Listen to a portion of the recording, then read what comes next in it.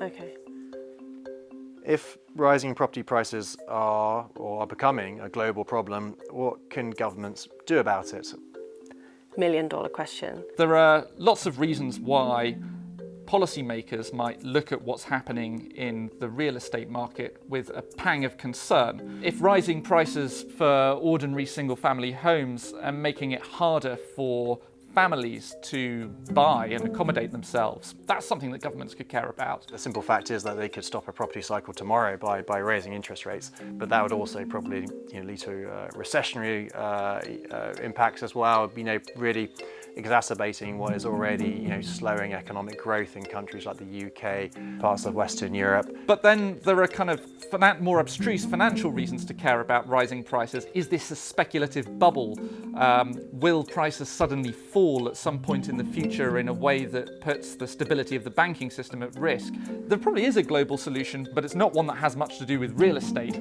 It's one that tries to make banks and financial institutions safe, even if it's possible for investors to lose lots of money by betting on real property. Quite a few governments have introduced taxes on high-end properties, or taxes aimed to deter purely investment purchases or to deter people from having multiple homes. And it has really sort of squelched quite a few of the high-end markets. We've seen real declines over the past couple of years. One of the things that's happening in New York right now is there's a glut of available property at the luxury end. Developers built too many luxury apartments and they didn't buy enough affordable housing.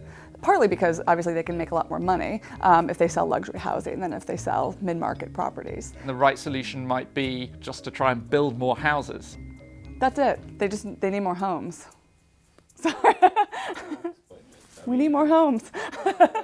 Extra supply kind of will limit price increases like nothing else. The extremely high house prices in cities like London mean that it's not affordable to live in the city for the people that the city really needs to be working there in order to function. Key workers like nurses, but there's also people with sort of less obvious jobs but who really still keep the whole system working, like people who work in pret-a-manger and cleaners, and just these kind of armies of people that enable others to get on with their lives.